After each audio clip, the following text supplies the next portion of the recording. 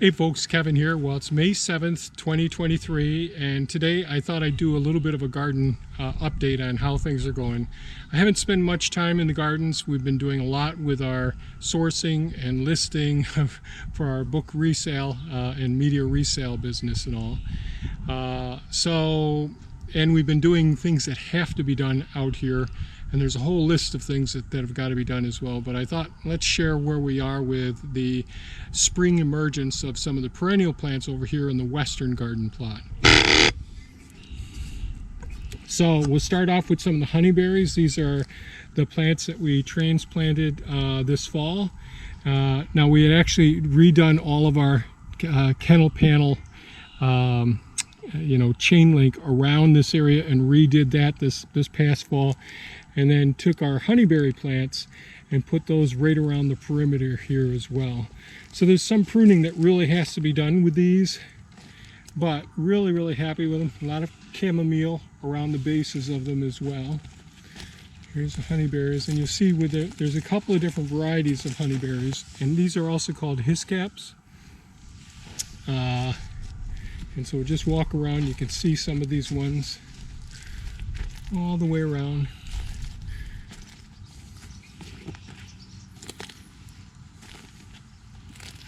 So it looks like we've got about 100% take rate with transplanting all of these honeyberries around the perimeter.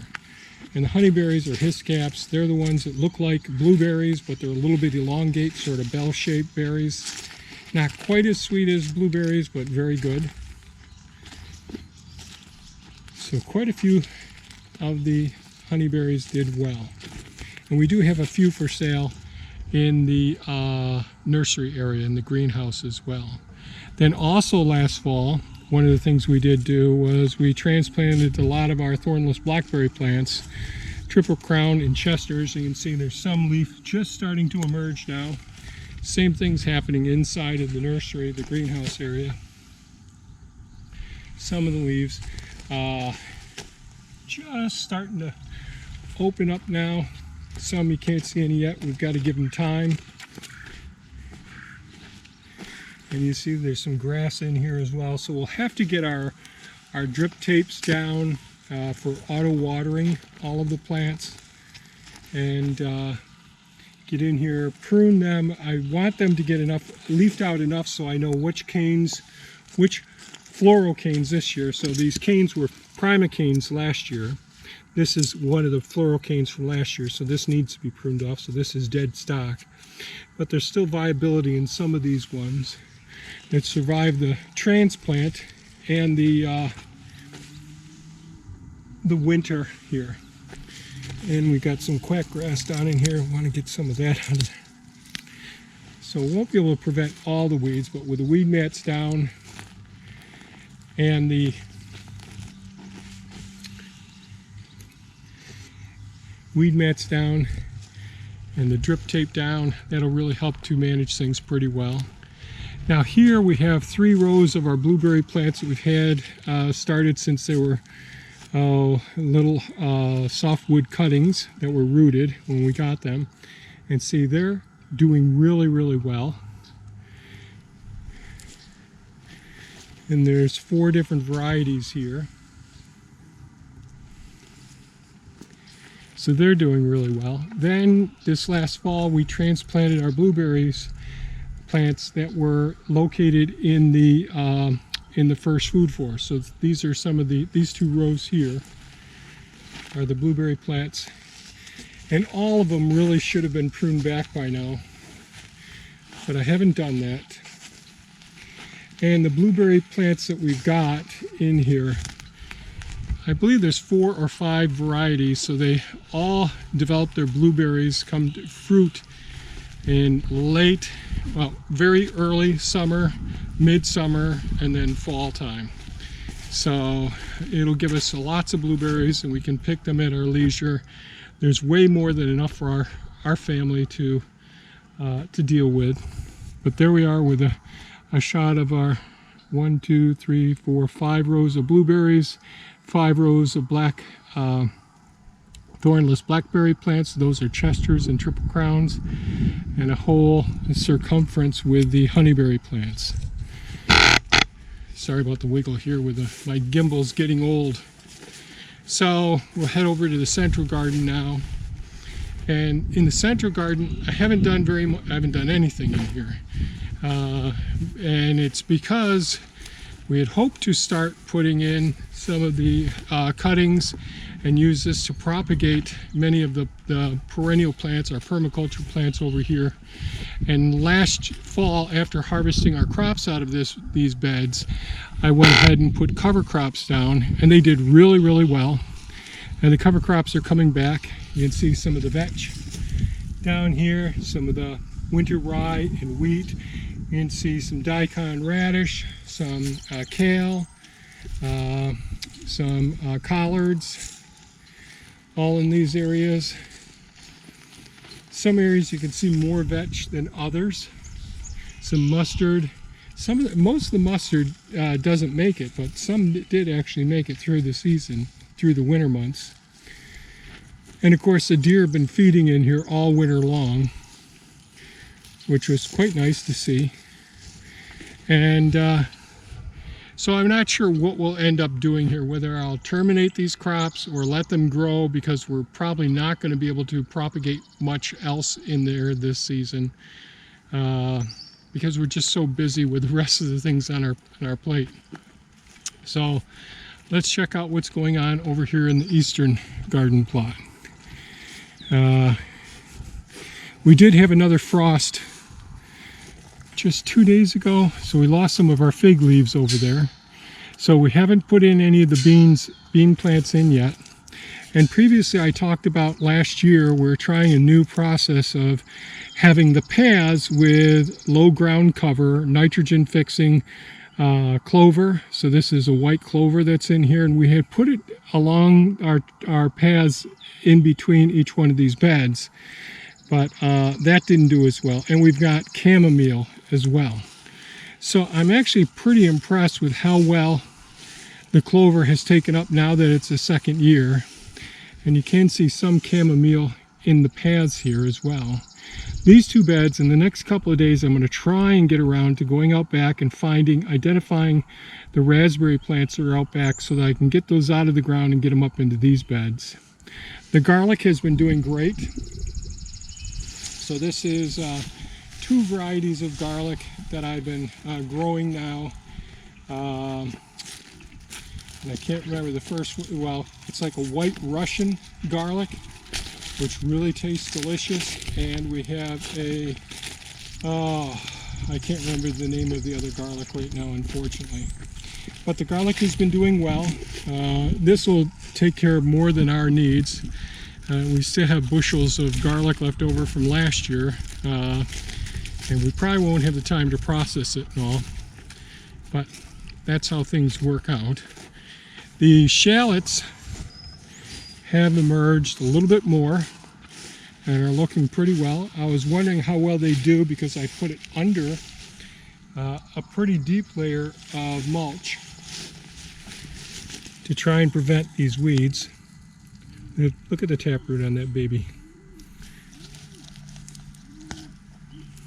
And I didn't get all of it. Weeds have some nice genetic advantages compared to our annual crops. So here we are.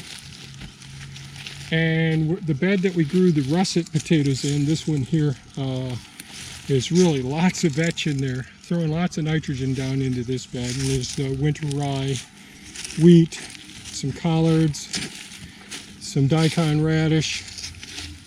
Mustard has died off, but doing okay so far.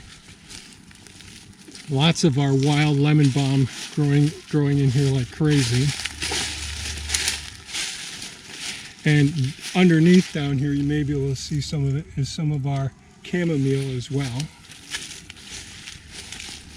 And over here, black-eyed Susans and chamomile along this border right in here. Our winter rye in this section here, more of the clover we put in here. So, pretty happy. You know, we had so much quackgrass and bindweed over in here. It's really not showing up very much at all, so I'm pretty happy with that. Oh, sorry about the camera here. Our handicap beds, so probably just over a week ago, I transplanted all of the strawberry plants and put them in a central row down here, and then I went ahead and mulched the periphery, try and prevent as much weed as possible from coming up. So pretty happy with how the strawberry plants are taking foothold here. And the main goal is not to get a bunch of strawberries this season. The goal with this transplant, that we did this season, is that these plants will throw out lots of runners and we'll let them go to the sides, go laterally, and then next year we'll have some pretty good production from those beds, from this bed rather. Then our other handicap bed, I put a lot of the, so when we dug up the thornless blackberry plants, there are some of the, thornless blackberry plants, like raspberry plants, these varieties will send up a shoot early one spring, and we call that a primocane. That will overwinter, and the next year will produce a lot of fruit in the floral cane, lots of flowers and lots of fruit from that. So when the primocanes broke off, those are the first year shoots, from the root mass, I went ahead and stuck those into the ground over here. And it was a pretty harsh winter, but some of them, there's one right there that's showing a little bit of growth at the base. So we'll see how things work out. This is a shot in the dark, but it's worth a shot, and it isn't costing us anything. Just stuck them here in the soil, and we'll see, do they develop some root structure and send up some shoots. And then recently I took some of these same shoots from the plants that I dug up, and then I went ahead and mulched it pretty heavy. So if they are going to leaf out and start to send up some new shoots, they got to make their way all the way up, and it's still pretty early. So we'll give it some time and see how they do. That's the plan anyways. Then our IBC totes. I haven't got over here and cleaned off the mats yet so I can close this in. That's to be done soon. So that tote right over there are Chinese chestnuts, and they're just starting to leaf out. So these are Chinese chestnut trees here. Here are some swamp white oaks, and the buds are starting to swell.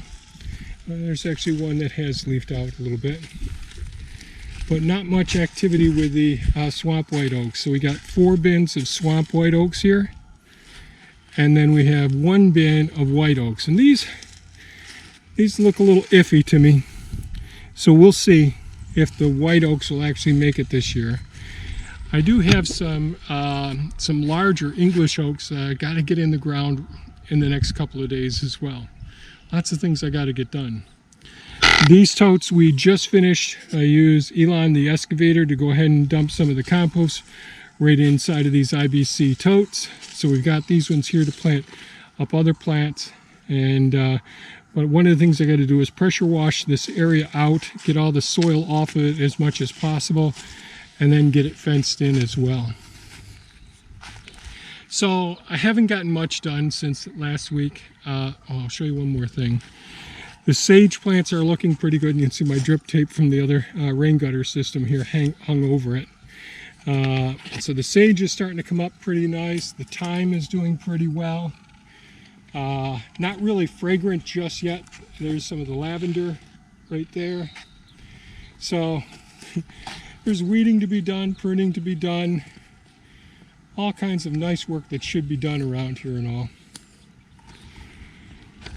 And if only there were 2 more of me or 2 more of you, that would be great.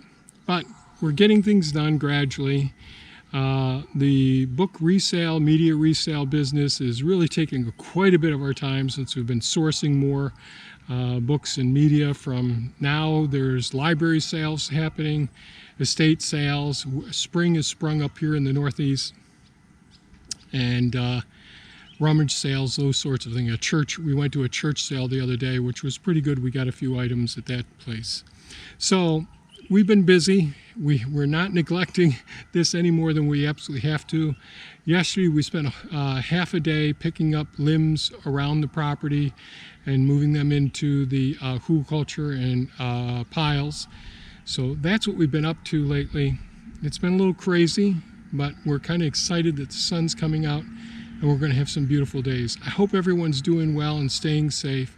If you found this video of value, please give us a thumbs up, share it with your friends, subscribe if you haven't subscribed, and if you a merchant, if you're purchasing things on Amazon and you want to help our channel out, click in the link down below. It's our Amazon affiliate link, so when you buy things on Amazon, click that link first and it gives us a little commission. It doesn't cost you any more. And if you want to see our eBay store with our books or our Bonanza store with our books, those sorts of things, you can click in the links in the description below. Thanks so much for watching. Stay safe and take good care of yourselves. Bye-bye now.